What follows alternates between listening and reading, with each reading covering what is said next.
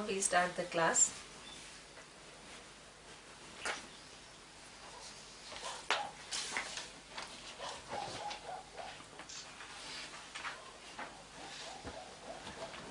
We saw in the class yesterday that for most of the humanity, the presence of Ishvara, the cause of the universe, is a matter of belief.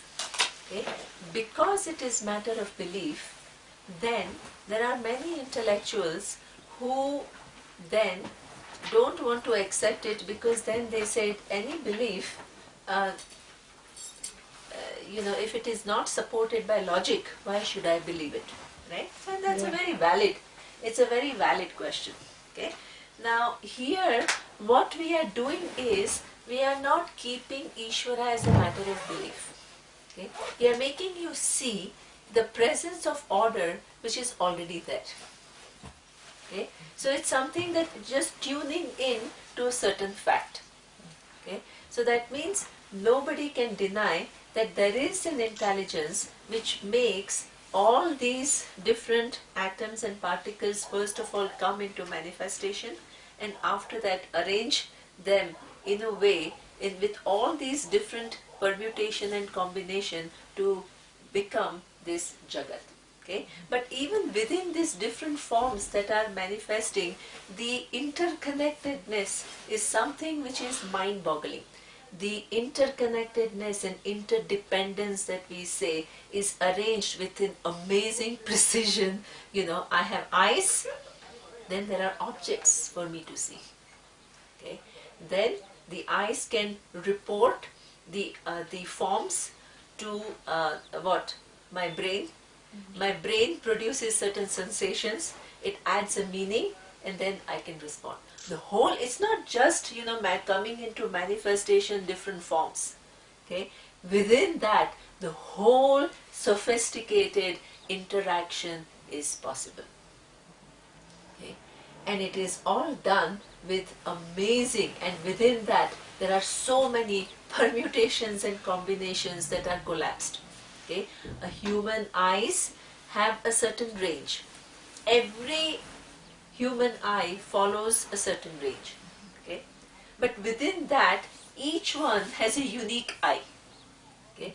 Recently, I went to, we were doing this, we were renting something, so we had to put our fingerprint on on a lease deed. Okay?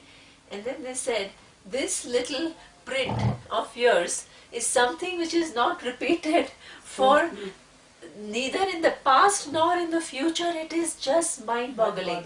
So it really can identify who the person is. Okay? So within this body, we all have similar, we have similarities, and at the same time uniqueness.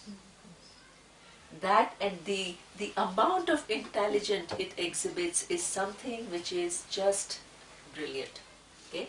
Now, that intelligence is something, can you give it a location? You can't give it a location. You can't give it a specific location. It is everywhere. Right?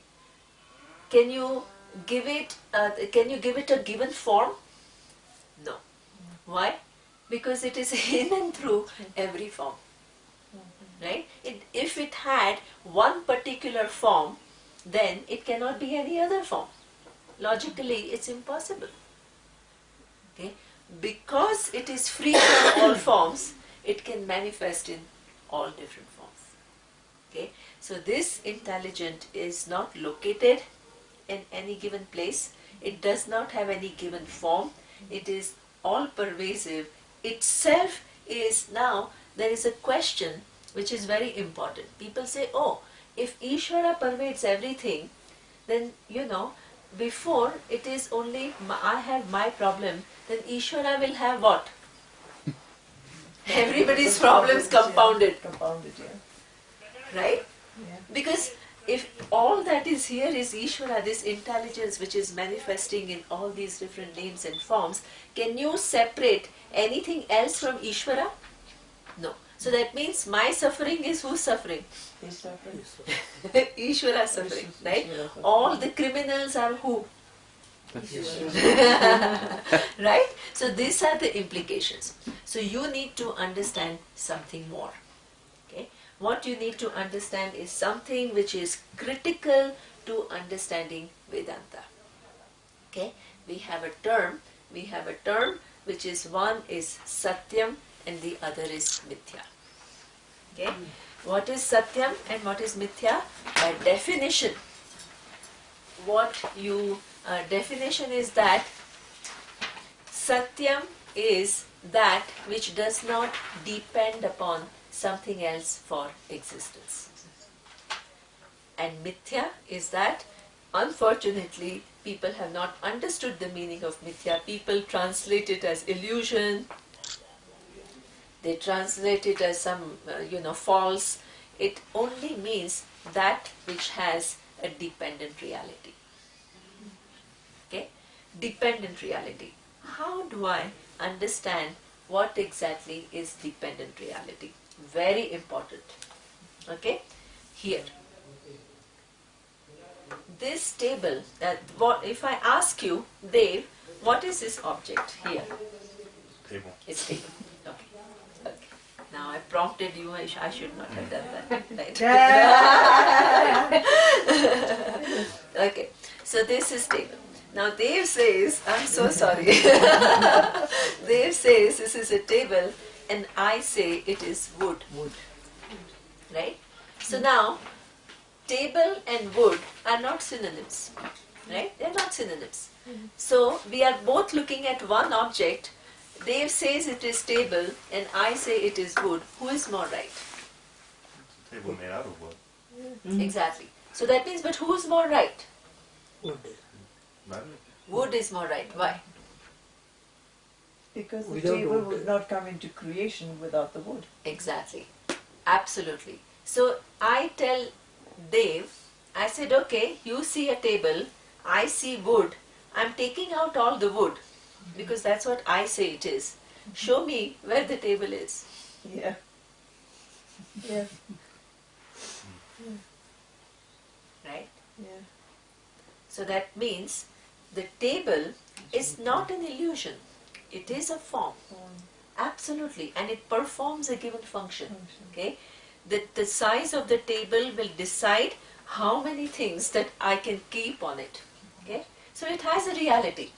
But can we say it is totally true? No. It has a dependent reality because it depends entirely upon something for its existence. Okay? So this is what we call, table has that in-between reality. What we call Sat Asatabhyam Anirvachaniya.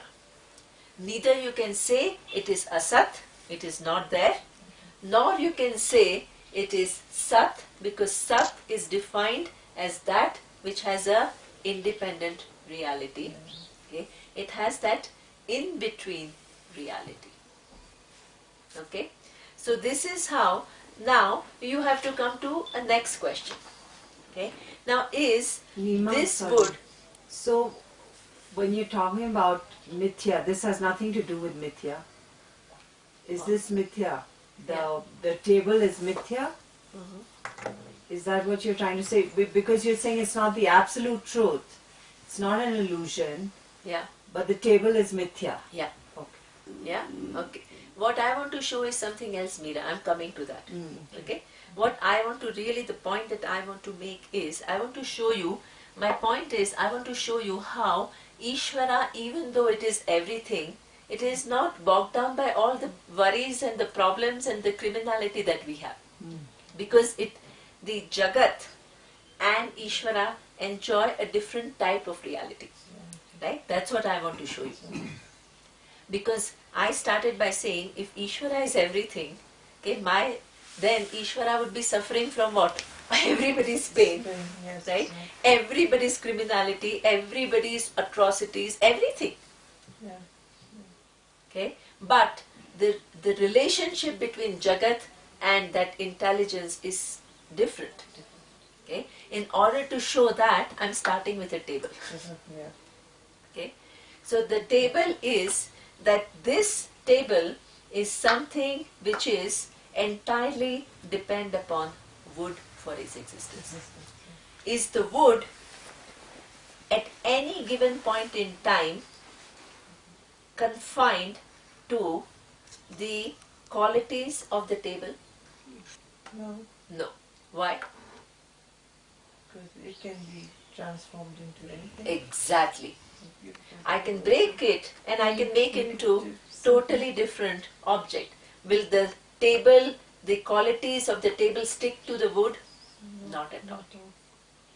So that means, do you see the relationship?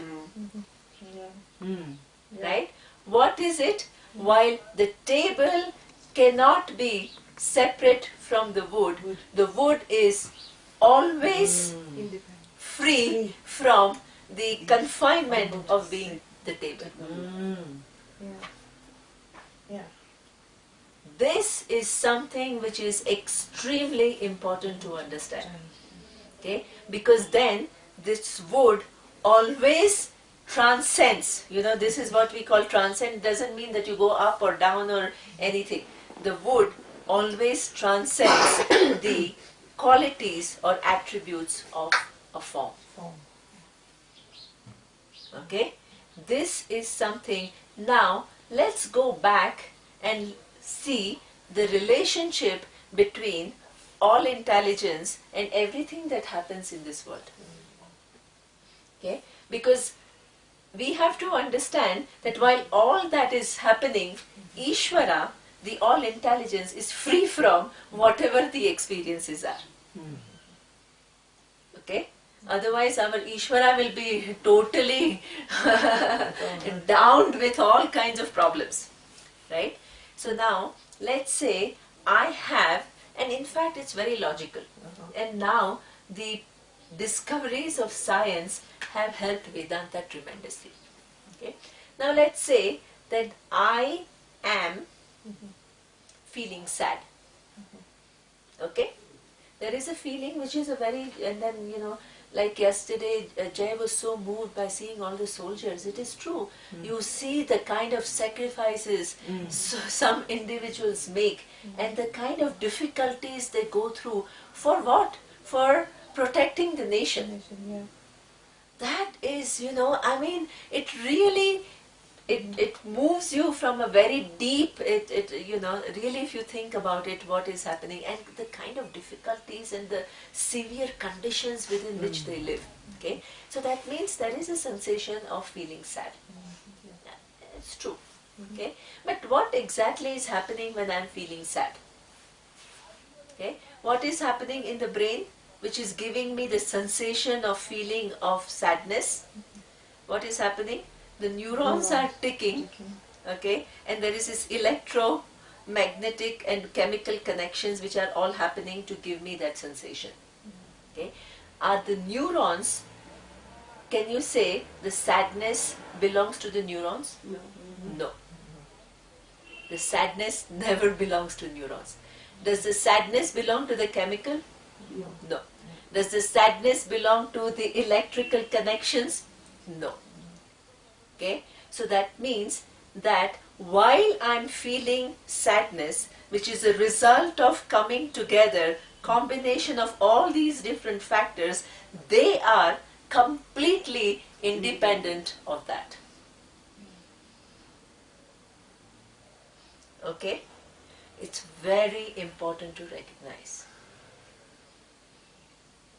So neither we are denying the experience of sadness, nor we are in fact that whole experience is because of coming together of different objects. So the whole experience is dependent upon coming together of 3 or 4 or 5 or hundreds of different things, many cells coming together. Each one of them is free from that. Okay? Then if you go further and say, but what makes all these neurons and what makes all these combinations possible to make it all happen? That is that intelligence, all intelligence. Can it ever be affected by the sadness? even the neurons are not affected, then what to talk of the intelligence which makes all the neurons what they are? So he really is a witness at all times. It is So what is something. sadness then? Exactly. Sadness is felt. The world is arranged in a, this is amazing how this intelligence manifests. Okay? It makes neurons, it makes the neurons work in a certain manner, and then it produces certain sensations. You have to see that every level there is an as though value addition without real value addition at all. That means the whole world is nothing but what? Everything that you see. Okay? One thing, let's first come back to this. Okay? So that means while the intelligence pervades everything, my mind, your mind, his mind, and it is making it possible for each one to experience the world in a certain manner, itself, is it ever affected by whatever is experienced by the individual? No. No. Because what is the relationship between the intelligence and everything that is felt?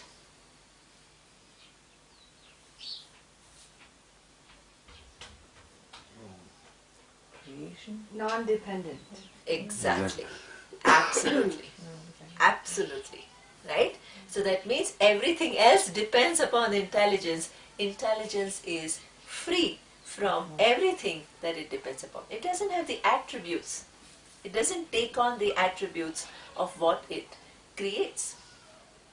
It manifests as. Okay? So that means even though Ishvara pervades everything, is always free from everything, right? It is now, we have to be very careful, okay? That means it is not only free from the sadness, it is not only free from anger, okay? It's not only free from jealousy. What about happiness? Should be the same. That Exactly. It is equally the same.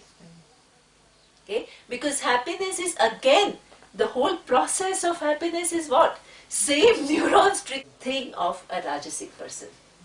I want to maximize my gain. What do? I try to connect with more influential people who can help me to get what I want. This is a Rajasic tendency. Okay? Now, Rakshasas is a very interesting word. Okay? Rakshasas means we have this whole feeling that, there are all these people with, no. Okay? You will find, So disappointed. yeah. Okay?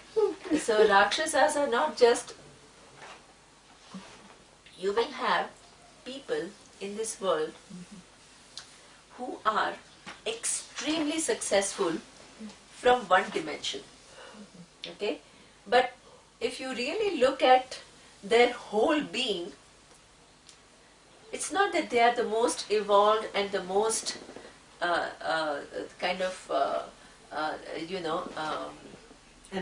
enlightened human beings, right? So, for example, you can have a scientist who is almost a genius in his field, but can be quite abusive to his wife. Possible. Possible? Reality. Absolutely possible. We are not saying every scientist. No, I'm not saying. I'm just showing that you can be absolutely brilliant in one given thing, and but the whole of you is not an enlightened person or an evolved person. So that means many of us are one-dimensional in terms of our drive, our ambition. I define my success as one thing, I go for it, right? And I get it maybe, right? But that is just one-track thinking. I don't necessarily pay attention to everything else around me. Many business people could be the same. Very successful, rolling in money, okay? And somehow role model for so many people. Okay, I was called in Bangkok to talk to young kids. Okay, like between 14 to 16, and so I on Janmashtami day. Okay, Yeah, I remember. so and then I asked those kids. I said, "Who's your role model?" Okay, and most of the kids, what do you think they said? Some musician or something? Some actor. Many of them either actor, right, or a Celebrities. sportsman, Oh, yeah. right? But nobody said Parents. Gandhi Oh. or Einstein or even a very good musician who was like absolutely, Beethoven, whatever, I mean, it was all just, this very popular Immediate. thing, and they become your ideals. They become your role model. We are not saying that those people are bad or anything. I don't want to say that, right? What I want to say is that how much do they really know about that person or how good that person is? Yeah. You just see that person and you are so focused on that person is popular, the person has a lot of money, the person is driving Mercedes. So our criteria of who our role models are at times so superficial.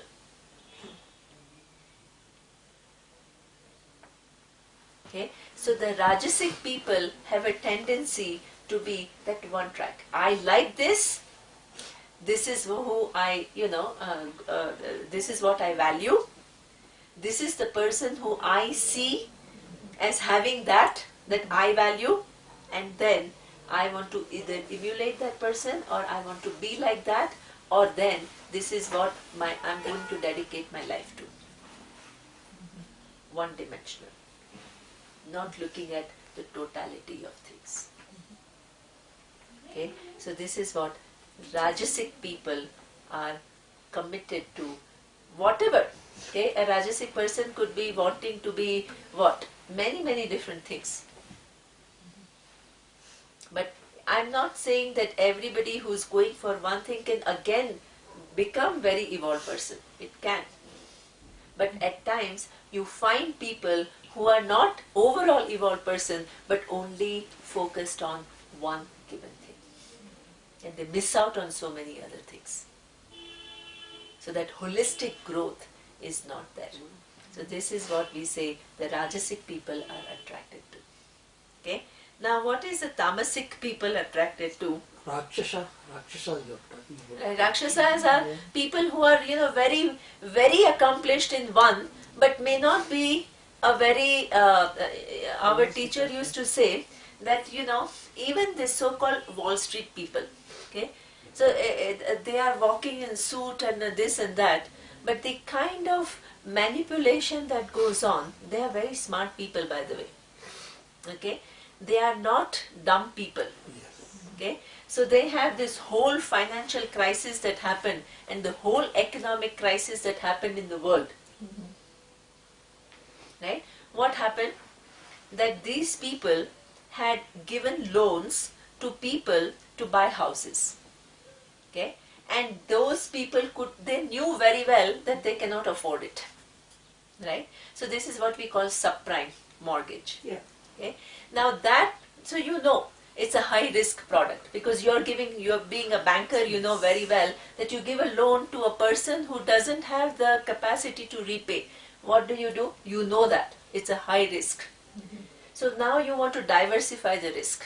So you create a product, okay? You create a subprime product, and then what happens? You diversify. You say that, okay, now this product is available, and you make others buy it. Okay? So that means now what?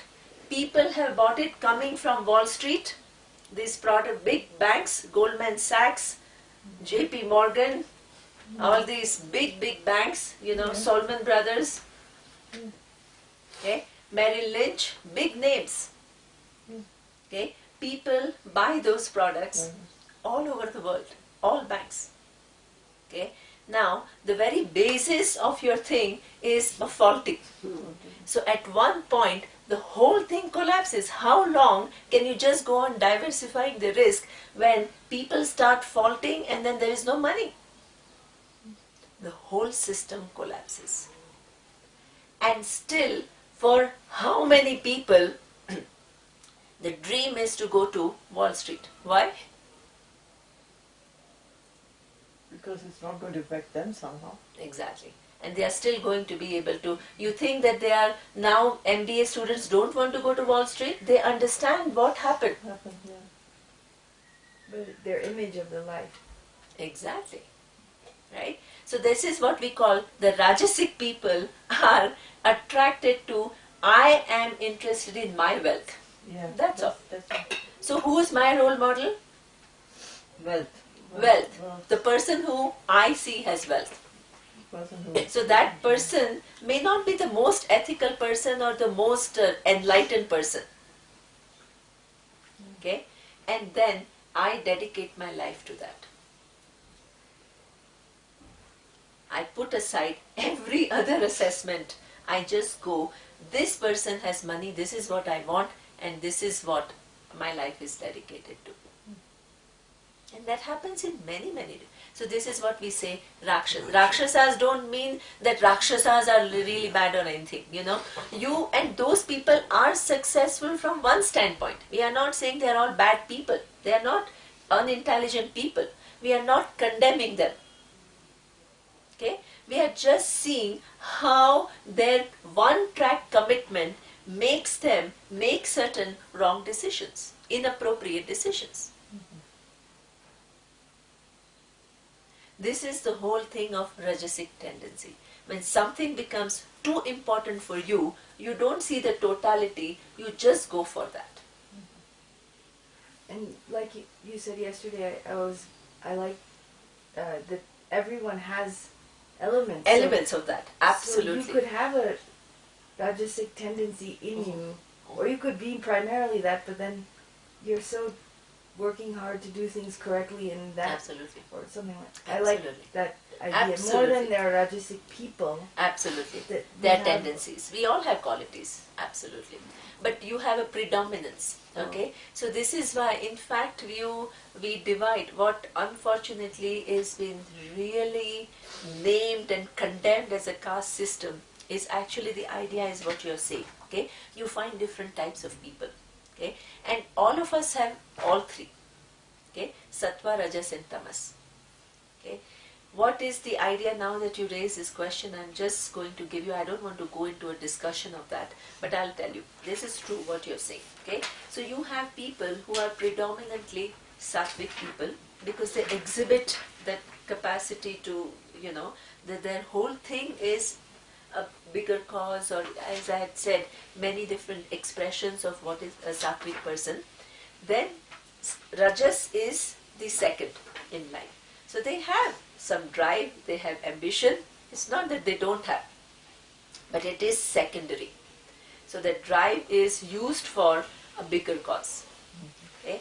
And then you have Tamasic also, which is the last. So these people in our vision, they are given a name called Brahmanas. Okay? Brahmana is any person, anywhere in the world. Right? Not only in Hindu or India or whatever. You will find people who are, as I said, a scientist totally committed to knowing the truth. And let's say if the person is also interested in many of the scientists, if they are really good, they become philosophers. Okay? They transcend that one-trackness and they become much bigger and much broader in their vision. Leonardo da Vinci. So this is what we call sattvic people, right? But the dedication that is required, hard work that is required is Rajas, right? So just that brilliance itself will not do the job. You need that effort and dedication and staying with that given drive. You require that, okay? So that is Rajas. And then the Tamas is last. Then you have a person who is slightly different. More Rajasic, Rajas at the top. Okay, so that means basically driven by my success. Okay, you can have people who want to, let's say, be a big businessman. Okay, but the second thing is, as you very rightly said, that you want to do things right. You don't just want to have only that. So you have sattva, the second. Okay, and then you have tamas, the third. And that can happen for many people. Okay, big industrialists sometimes become big philanthropists. Okay, in fact, even Surya was doing a case study of, I don't know, Bill Gates and all, and how from that success, of that Microsoft, how he became one of the biggest philanthropists. Now what he does is foundation, and I mean there are many questions and all. There are too many questions. I don't want to get into that. What I want to show is it's possible that your main drive, your character is first rajasic and second is sattvic. Very much possible. Okay, and the third is tamas. But Neema, Then you have. I wanted to ask you was that a person who is predominantly tamasic, Yeah. He or she has to go through rajas to Exactly. arrive at the Absolutely. So Absolutely. rajas also has very positive role. aspect. Absolutely. From tamas to rajas and then. Absolutely. So true. Okay. Then you can have another person. You're so true. This is true. Okay. Then you have, this is what in our system we call it what? Kshatriya. Rajas on top, sattva, and then tamas. And that is something, as I said, is universal. Everywhere you will find people like that. Okay? It's just viewing different tendencies of different people. Not condemning them, not saying that they are bad or good, but this is how people are. Right? Then you have the third category of people where you have what? Rajas on top, then what? Followed by tamas. Okay? So that means your ambition, but then not much regard for dharma or anything. Right? So that there is the confusion of values. That's why it is tamas. Even though they are very active, there is a confusion of placement of values. So this is what we call rajas, tamas, and then sattva at the back. Okay? This is what we give a name. It's not something which is, we give a name called Vaishya. Okay? And then the fourth one is tamas on top. Okay? Full of confusion, full of wrong values, wrong understanding of things, highly self-absorbed, right? And then you have rajas second. You can't have tamas first and sattva second. Out of question. Out of question. Excellent, Alka. Right?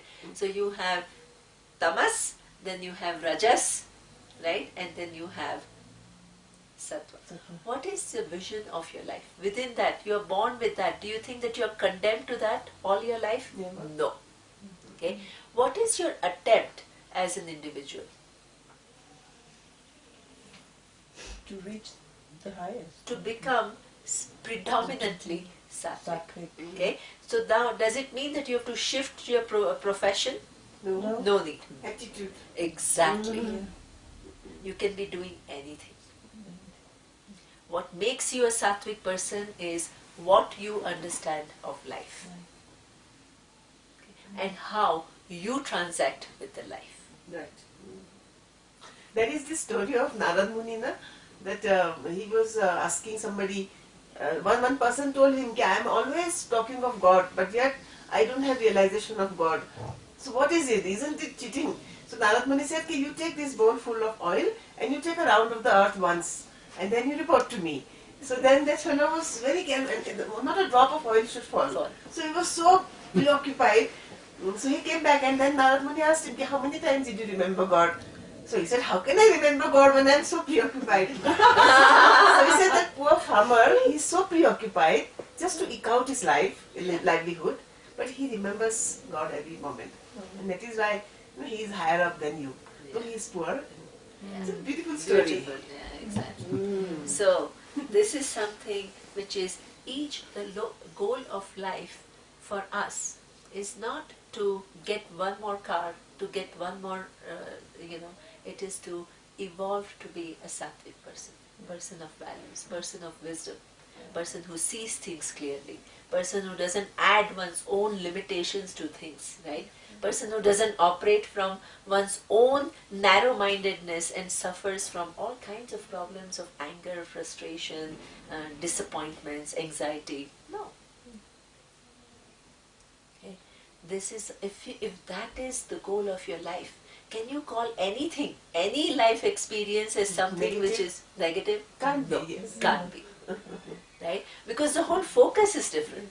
The focus is not to manipulate the world to get what I want. You realize where the qualities that you, the feelings that you get, that where do they fall, Exactly. and then how are you going to address them? Address them. And Absolutely. you don't beat yourself. You for don't them. beat yourself up. You just right? are aware, you look You are at aware them and and say, look hey, at- move on. Exactly. You You know, realize that you I just am drop being that. jealous, and then you start analyzing why are you being jealous, and then you see how pointless it is, how fruitless it is, Yeah. and then it's done with, it's washed away. Neema, so Duryodhan was basically Rajasic plus Tamasic. Yeah. Predominantly.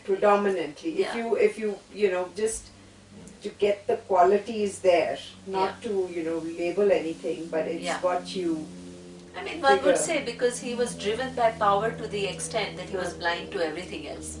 So then And then he manipulated. He and he manipulates, tried so exactly. many negative things did, to yes. He destroy. tried to kill this, that, and the other. So you Yeah. would. He was definitely tamasic because his mama used that to remember. Yeah, then, I mean, there's a lot of deceit involved. Loaded, There is, obviously, that's true. Ambitious, you're right. Ambitious is the first. The Yeah. driving force is ambition, but by no dharma for backing it up. Backing it Okay, up. yeah, that's true. Okay. So, other thing, last thing I want to talk about, which is also popular within the so-called modern spiritual circles, which is kind of contacting spirits. Oh yeah. Oh yeah. This is considered tamasic. Okay, Yeah. you don't do things like that. Okay, that there are all these they are called channels or I don't know Yes, what, yes, yes. and then they communicate, and then they communicate and they get answers and they give you answers and all. This is all considered mambo jumbo. Okay, because first of all, who are these spirits that you are contacting? Yeah, spirits are generally people who are hanging around. Yeah, Okay? yeah. And the hanging around people are not the best people to contact in any way, right? And then you ask them for answers and you start communicating with them, and this is something which is dangerous. Yeah. Okay, so this is all actually people do it in the name of spirituality. Okay, or you go to some spiritual things, this is all about contacting spirits and giving some answers, and there is a big thing there. Okay, this is considered tamasic.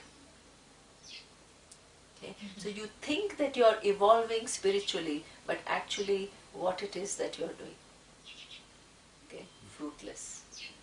So this is what we say, that is, this tamasic people are propitiating Bhutagana, and the people with wrong values, and you still are attracted to them. Okay, so that is how it is. Now the next verse is, generally what is interesting is we think any tapas is austerity, is good for you. Okay, so that's the general feeling. Now Lord Krishna adds a nuance. He says tapas does not mean that it is always sattvic. Even a tapas, right? What is tapas? Tapas is- Tapasya. When you Yeah, tapasya, exactly. yeah. So any austerity or whatever to evolve as a person. You hear very often that somebody did a long tapas and then he became highly evolved, right? Is any austerity that you do, okay, that he says itself can be sattvic, rajasic or tamasic. Okay. Just because it is tapas doesn't mean it is sattvic. Right. Okay, so what it is which decides whether it is sattvic, rajasic and tamasic, we'll see in the next class. Om Purnamadav Purnamidam Purnat Purnamudachyate पूर्णस्य पूर्णमादाय पूर्णमेवावशिष्यते ॐ शान्ति शान्ति शान्तिः ॐ श्री गुरुभ्यो नमः